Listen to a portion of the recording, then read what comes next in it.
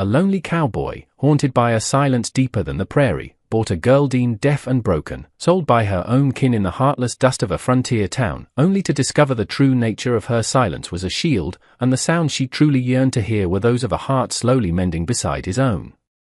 The sun, a molten coin in a merciless sky, beat down upon the raw, splintered timbers of the makeshift auction block. It wasn't cattle being sold, nor land, nor even tools of questionable worth. It was a girl, Ilara, barely a woman, standing with her head bowed, a rope loosely binding her wrists more for show than actual restraint. Her dress, a faded calico, was torn at the shoulder, revealing a pale crescent of skin that flinched as if from a remembered blow. Dust caked her bare feet and settled in the fine, tangled strands of her hair, the color of autumn leaves after the first frost. Her stepmother, Agnes, a woman whose face was a roadmap of bitterness and cheap whiskey, stood beside the auctioneer, her voice, shrill and grating, extolling the girl's supposed virtues, strong enough for field work, quiet as a mouse, and best of all, deaf as a post, so she wouldn't be troubled by a man's temper or demands. A cruel cackle followed this pronouncement, echoing off the indifferent faces of the small crowd of men, a mix of hard-bitten ranchers, desperate drifters, and leering opportunists. Ilara did not look up.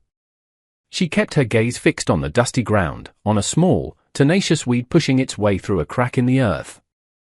That weed was her focus, a tiny emblem of survival in a world determined to crush her.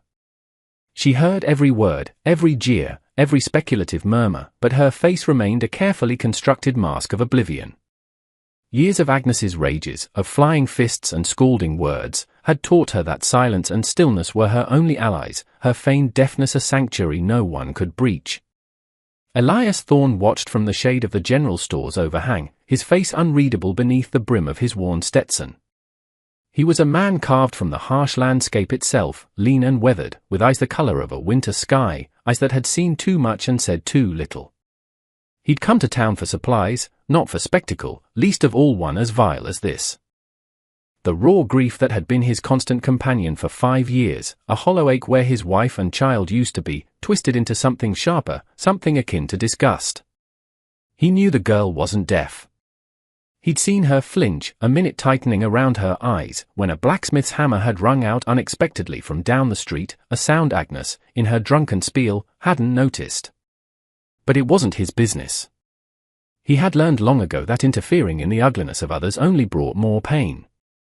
Yet, as Agnes named a pitifully low price, her greed warring with her haste to be rid of her burden, something in Ilara's slumped posture, in the almost imperceptible tremor of her hands, snagged at a chord deep within him, a chord he thought had long since frayed beyond feeling. He thought of Sarah, his Sarah, and the way her small hand had felt in his. This girl was not Sarah, but she was someone's daughter, someone's life, being sold like a sack of grain. Before he could reason himself out of it, before the familiar numbness could reclaim him, Elias stepped forward. His voice, when it came, was rough from disuse, low and steady. "I'll take her." A hush fell. Agnes's eyes, small and glinting, fixed on him. The auctioneer, a paunchy man with sweat stains under his arms, looked surprised. Elias named a price, double what Agnes had asked, not out of generosity, but to end the haggling, to curtail the humiliation. Coins clinked. A grimy hand snatched them up. A bill of sale, crude and barely legible, was thrust at him. He ignored it. He walked towards Ilara, his shadow falling over her. She did not look up, not even when he reached out and, with surprising gentleness for a man whose hands were calloused and scarred, untied the rope from her wrists. He simply nodded towards his wagon, laden with sacks of flour and beans. "Come," he said, his voice pitched for her to hear, a subtle test. He saw no flicker of recognition, only a slow, hesitant obedience as she rose, her movement stiff and uncertain. He didn't press. The lie was hers to keep, for now. He helped her onto the wagon seat, his touch impersonal, brief. The town watched, whispering, as the lonely rancher from out past Whisper Canyon drove away with the girl no one else wanted, the girl sold as deaf, the girl who carried her silence like a shroud. The journey to his remote homestead was long, measured by the rhythmic creak of the wagon wheels and the vast, empty expanse of the prairie stretching out on all sides. Ilara sat ramrod straight, her hands clasped tightly in her lap, her gaze fixed on the horizon, never on him. Elias didn't speak. There was nothing to say that wouldn't sound hollow, or worse, demanding. He offered her a canteen of water once. She took it, drank sparingly, and handed it back, her fingers brushing his for a fleeting instant, cool and trembling. The sun dipped low, painting the sky in hues of bruised purple and fiery orange, colors as turbulent and beautiful as the unspoken emotions that filled the space between them. When they finally reached his cabin, nestled in a small, sheltered valley, darkness had long since fallen, the stars like scattered diamonds on black velvet. It was a small, sturdy structure of rough-hewn logs, a thin curl of smoke already rising from the stone chimney he'd banked the fire before leaving. A place of solitude. A place of deep, abiding silence. The cabin was stark, furnished with a rugged table, 2 chairs, a stone fireplace, and a narrow cot in one corner. In the other, a larger, rougher bed where Elias slept. He gestured towards the cot. "Yours," he said, his voice low. Elara gave no sign of hearing, but after a moment's hesitation, she moved towards it, her eyes scanning the small space with a wary intensity. He built up the fire, the flickering light casting long, dancing shadows on the log walls. He prepared a simple meal, bacon, beans, and coffee, the familiar domestic sounds echoing strangely in the presence of this silent girl. He set a plate before her on the table. She ate slowly, methodically, her gaze mostly downcast. He ate standing by the hearth, watching the flames, acutely aware of her every small movement, the faint rustle of her worn dress, the soft click of her fork against the tin plate. The silence in the cabin was different from the silence of the prairie. Here, it was contained, concentrated, thick with unspoken questions and unhealed wounds. He wondered what terrors had driven her to such a profound deception, what cruelties she had endured to make feigned deafness her only refuge. He found a clean, worn shirt of his and a spare blanket, placing them on the foot of her cot. He expected no thanks, and received none. He turned his back, giving her privacy, and unrolled his bedroll on his own bed. Sleep did not come easily. He lay listening to the sounds of the night, the wind sighing through the pines outside, the distant yip of a coyote, the soft, almost inaudible breaths of the girl on the cot. He was a man accustomed to solitude, who had courted it after loss had scoured him raw, but this silence, shared with another living, breathing soul, was a different beast entirely. It was a silence that held the faint, fragile promise of something other than emptiness. Days bled into weeks. A quiet rhythm established itself. Elias would rise before dawn, tend to his few cattle, mend fences, chop wood. Elara would be up when he returned for breakfast, the fire already lit, coffee brewing. She'd learned his routine by observation. She never spoke, never made a sound that wasn't strictly necessary. She moved like a phantom through the small cabin, her presence both constant and elusive. He continued to speak to her as if she could hear, simple, direct statements about chores, or the weather. "Rain's coming," he'd say, looking at the bruised clouds massing on the western horizon. Or, "Need more wood for the stove." She would watch his lips, his face, sometimes with an unnerving intensity, then nod slowly, or simply proceed with the task he'd indicated if it was within her understanding through context. He never tried to trick her, never shouted from behind her to see if she'd turn. Her secret, if it was one, was safe with him, though he remained certain. He found her mending one of his shirts one afternoon, her stitches neat and precise, far better than his clumsy attempts. He'd left it, torn by a rogue branch, on his bed. He said nothing, but the next day, he left a small basket of his late wife's sewing notions on the table. Bright threads, sharp needles, a silver thimble. When he returned that evening, the basket was on the windowsill, and a patch on his denim trousers, previously threadbare at the knee, was now expertly reinforced. Small, unspoken exchanges became their language. He'd leave a wildflower on her plate, a splash of prairie blue amidst the drabness. She'd ensure the kindling box was always full. He noticed she favored the sunlit patch by the window, and he cleared the overgrown vines that obscured it.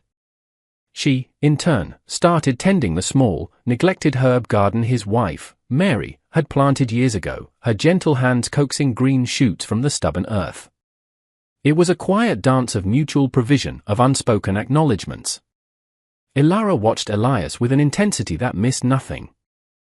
She saw the way his hands, though rough and calloused, were gentle with the animals.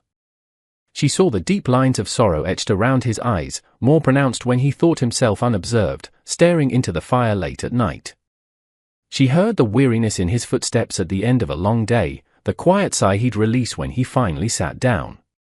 She knew he suspected her hearing, his deliberate way of speaking, facing her, the occasional, searching look in his eyes.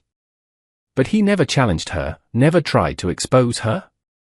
This forbearance was a balm to her wounded spirit, a stark contrast to Agnes's constant, invasive cruelty. The pretense of deafness was a heavy cloak, woven from years of fear, but in Elias's quiet presence, it began to feel suffocating. Yet, she clung to it, the only shield she knew. She often found herself studying his few belongings. A shelf above his bed held a small, carved wooden bird, its paint faded, its form simple but tender. Beside it, a leather-bound Bible, its pages worn thin. There were no pictures, no mementos of a family, yet the cabin itself seemed to hum with a quiet sorrow, a lingering absence. She knew loss. She had lost her mother young, then her father to drink, then her freedom to Agnes. But Elias's sorrow felt different, deeper, a wound that had shaped the very core of him. She yearned to offer comfort, but how could she, the silent, deaf girl? Her hands, busy with mending or kneading dough, often stilled as she listened to the wind, a mournful song that seemed to echo the ache in her own heart, and, she suspected, in his. She would sweep the dirt floor with fierce concentration, as if trying to sweep away the shadows that clung to them both. The smell of baking bread, a scent of home she'd almost forgotten, filled the cabin some days, a small offering of warmth she could give. He would eat it with a quiet nod, sometimes a faint softening around his mouth that might have been a smile. These were the moments she hoarded, tiny embers of hope in the long, dark night of her fear. One blustery afternoon, with the wind howling like a banshee around the eaves of the cabin, Elias was late returning. The sky had turned a malevolent grey, spitting sleet that stung like needles. Ilara found herself pacing, a knot of anxiety tightening in her chest. She kept glancing out the small, grimy window, straining her ears against the wind's roar for the sound of his horse. She, who had trained herself to ignore sound, now desperately sought it. When he finally stumbled through the door, covered in mud, his face pale and drawn, she saw the dark stain spreading across his trouser leg, high on the thigh. He leaned heavily against the doorframe, his breath coming in ragged gasps. "Fence wire," he managed, his voice strained. Horse spooked, damn leg. He tried to take a step and faltered, a sharp hiss of pain escaping him. Ilara was at his side in an instant, her feigned deafness forgotten in the urgency of the moment. She guided him to a chair, her touch surprisingly strong. He looked at her, his eyes clouded with pain, but also with a flicker of surprise at her swift, understanding response. "Need to clean it," he muttered, gesturing towards the wound. She needed no further instruction. She moved with a quiet efficiency that belied her youth, fetching water, tearing strips from a clean linen sheet she'd found packed away in an old trunk. Her hands were gentle as she cut away the blood-soaked fabric, revealing an ugly, deep gash. The sight of it made her stomach clench, but she pushed down her fear. She had seen worse, tended worse, in the brutal household she'd escaped. As she cleaned the wound, her fingers working deftly, Elias watched her face, his expression unreadable. The silence in the cabin was profound, broken only by his harsh breathing and the relentless shriek of the wind.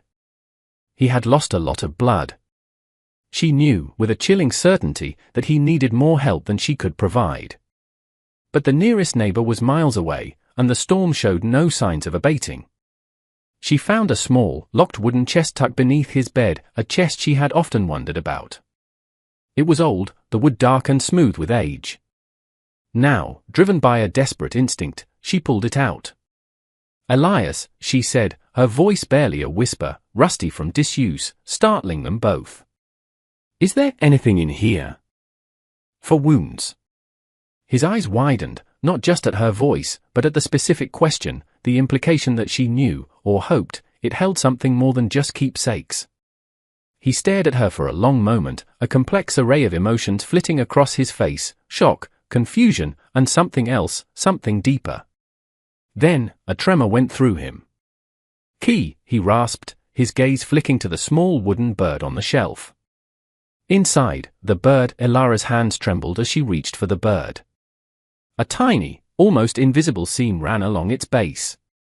She pried it open. A small, tarnished brass key lay nestled within. Her heart hammered against her ribs as she inserted it into the lock of the chest. It turned with a reluctant click. Lifting the lid, she saw not medical supplies, but a collection of carefully preserved items: a baby's tiny knitted bootie, a lock of golden hair tied with a faded blue ribbon, a woman's delicate lace collar, and a small, framed daguerreotype of a smiling woman with kind eyes, holding a swaddled infant. A wave of understanding, so profound it was almost painful, washed over Elara. This was his silence. This was the source of the deep, abiding sorrow she had sensed in him from the very beginning. Tears pricked her eyes, for his loss, for the life that had been stolen from him. He watched her, his face etched with a vulnerability she had never seen. "Mary," he whispered, his voice thick with unshed tears. And little Tom, it was a confession, raw and heartbreaking, offered into the storm-lashed intimacy of the small cabin. Elara carefully closed the chest, the weight of his grief settling upon her. She looked at him, her own pretense of deafness now a flimsy, irrelevant thing. "I'm sorry, Elias," she said softly, her voice clearer now, imbued with a deep, heartfelt sympathy. "So sorry," he simply nodded, his gaze distant, lost in a past that was suddenly, achingly present. The pain of his wound seemed, for a moment, secondary to the pain of memory unleashed. But the practical need reasserted itself. Beneath the treasured mementos, Elara found a small tin of potent herbal salve, Mary's salve, he would later tell her, good for anything from a cut to a burn. She applied it gently to the cleaned gash, then bound his leg tightly with the linen strips. The storm raged on outside, but within the cabin, a different kind of tempest had broken, clearing the air, leaving behind a raw, fragile honesty. He was weak, feverish by nightfall, but he would live. And she, Elara, was no longer just the deaf girl. She was the woman who had heard his deepest sorrow, and spoken words of comfort. The shield was down. The days that followed were a period of slow healing, for Elias's leg and for the fractured silence between them. He was confined to his bed for nearly a week, and Elara tended to him with a quiet devotion. She cooked for him, kept the fire burning, changed his dressings, her touch gentle but firm. She spoke little, still hesitant after years of enforced muteness and then feigned deafness, but her voice, when she used it, was soft and melodic. Elias, too, was reserved, but the wall of his stoicism had been breached. He would watch her as she moved about the cabin, a new awareness in his eyes. He knew now that she had heard every word he'd ever spoken to her, understood every nuance of his moods, every unspoken sorrow. The deception, born of fear, was now out in the open, yet instead of anger, he felt a strange sense of relief, and a burgeoning respect for the strength it must have taken for her to maintain such a difficult charade for so long. He asked her once, his voice quiet, "Why, Elara? Why pretend?" She was sitting by the window, mending, the late afternoon sun haloing her hair. She paused, her needle still. "Agnes," she said, her voice barely audible. "If she knew I heard, the beatings were worse." The words, they cut deeper if she thought I understood them. She looked at him then, her eyes wide and earnest. "It was safer to be deaf." Safer to be nothing. Elias felt a muscle tighten in his jaw. He understood. He understood the desperate need for a sanctuary, any sanctuary, from cruelty. He had built his own walls of silence after Mary and Tom were taken by the fever, walls he was only now beginning to realize had also imprisoned him. Their conversations remained sparse, but carried more weight. He told her about Mary, her laughter like wind chimes, her skill with herbs. He spoke of Tom, a bright, curious boy who had loved the wooden bird Elias had carved for him. Elara listened, her heart aching for his loss, but also for the love that so clearly still lived within him. She, in turn, shared fragments of her own past, the bleakness of her life with Agnes after her father died, the constant hunger, the casual brutality, She spoke of her real mother, a distant, warm memory of gentle hands and lullabies. As Elias regained his strength, a new dynamic settled between them. The silence was still there, but it was a comfortable silence now, punctuated by shared tasks and quiet companionship.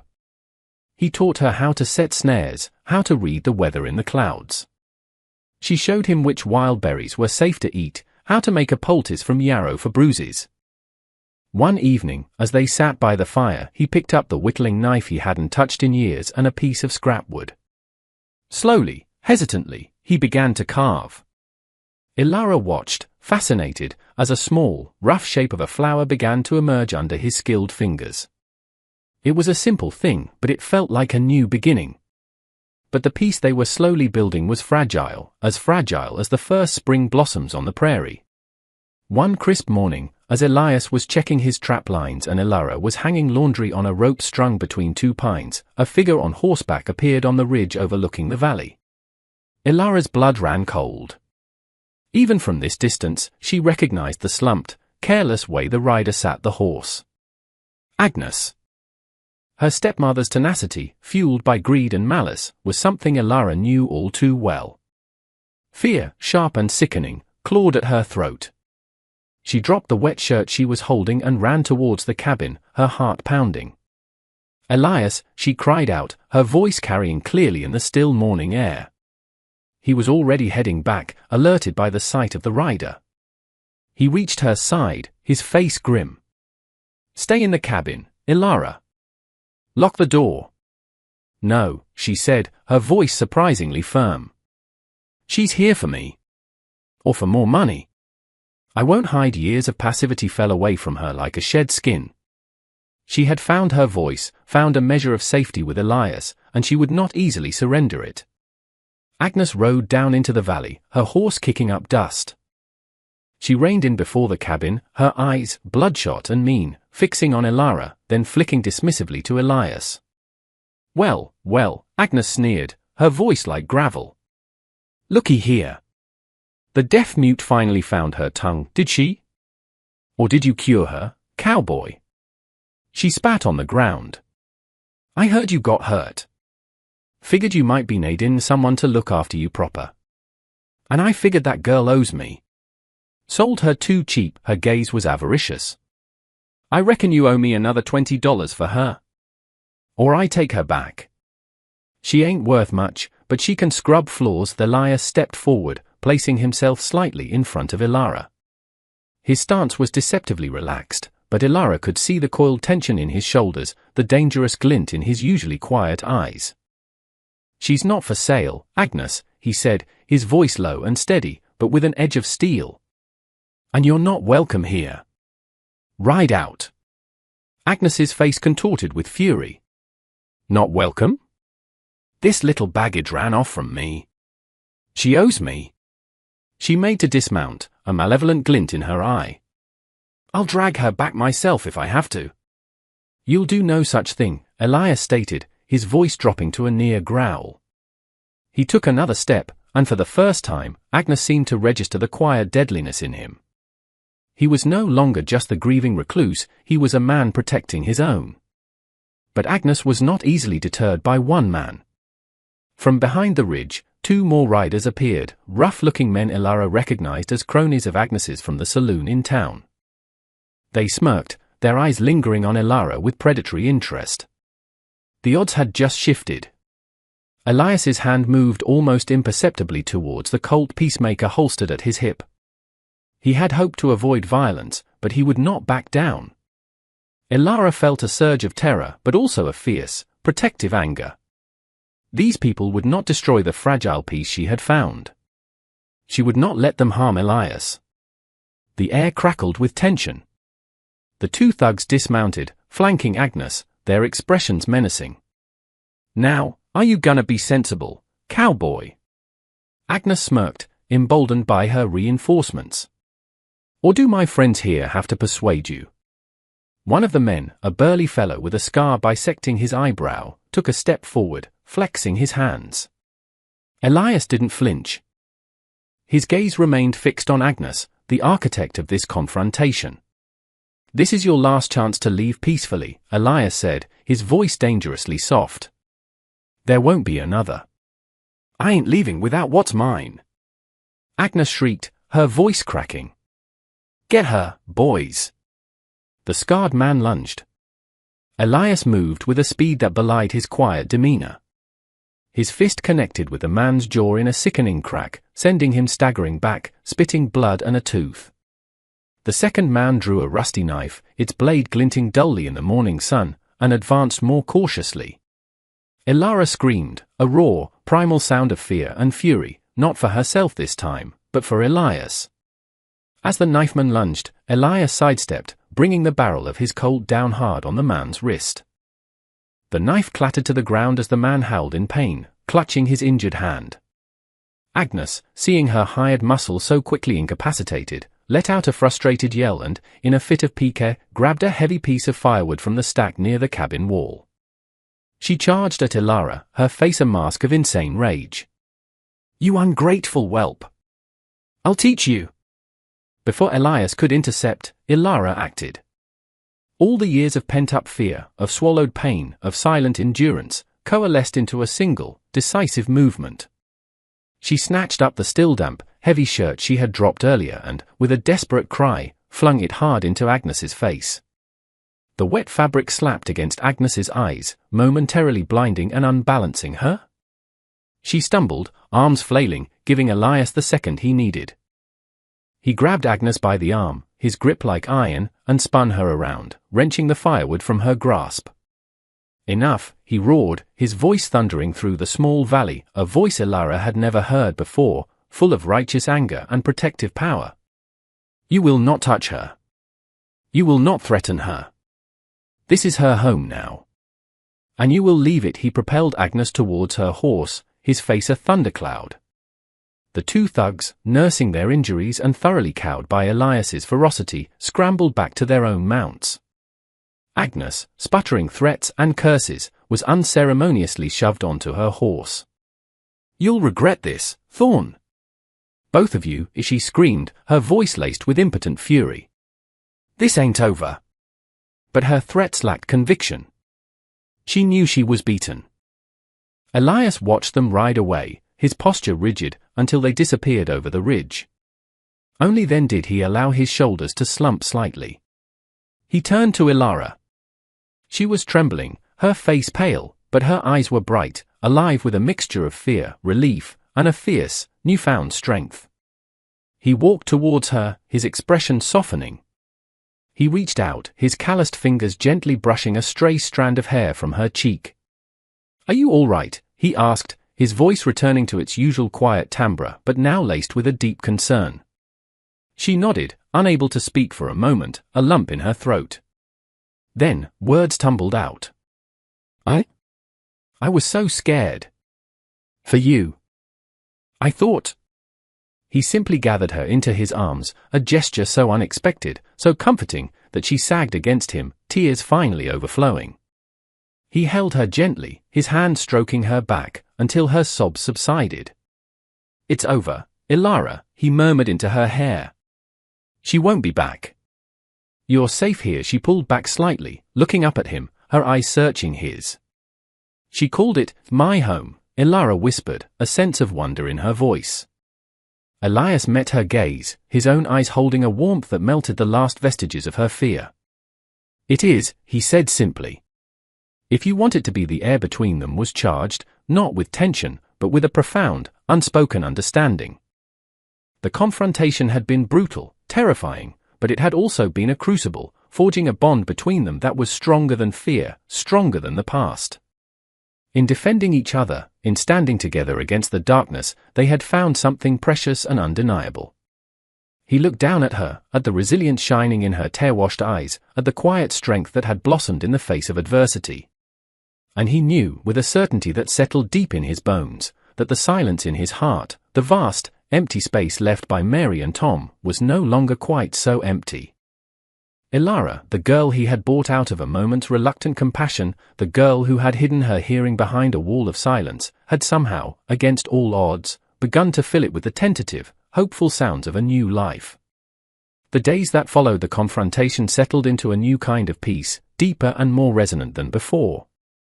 The shadow of Agnes and her cruelty had been banished, not just from their valley, but from Ilara's spirit. She moved with a newfound confidence, her laughter, when it came, as clear and bright as a prairie stream. She still spoke softly, but there was no hesitation in her voice now, only a quiet certainty. Elias found himself watching her more and more, marveling at the transformation. The haunted, wary girl was gone, replaced by a young woman of quiet grace and surprising resilience.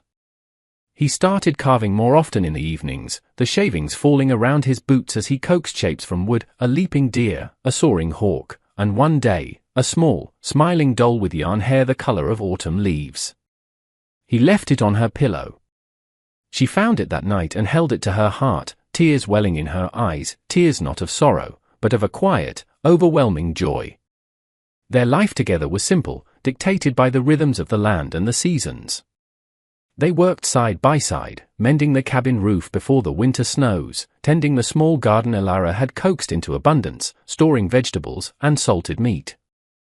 The silence between them was no longer a barrier, but a shared space of comfortable companionship, often broken by easy conversation, by her soft humming as she worked, or by his low chuckle at some shared observation. He taught her to read from his worn Bible, her finger tracing the words as he sounded them out, a patient teacher finding joy in her quick learning. She, in turn, taught him the names of the wildflowers she gathered, her knowledge of plants surprisingly vast. One cold evening, with the wind whistling outside and a warm fire crackling in the hearth, Ilara was reading aloud, her voice gaining confidence with every page. She stumbled over a word, and Elias gently corrected her. She looked up, and their eyes met.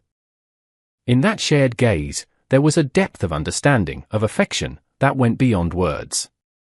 He reached across the small space separating them and took her hand. Her fingers curled around his, fitting naturally into his palm. "Ilara," he began, his voice a little hoarse, "what we have here, this life." She waited, her heart beating a little faster.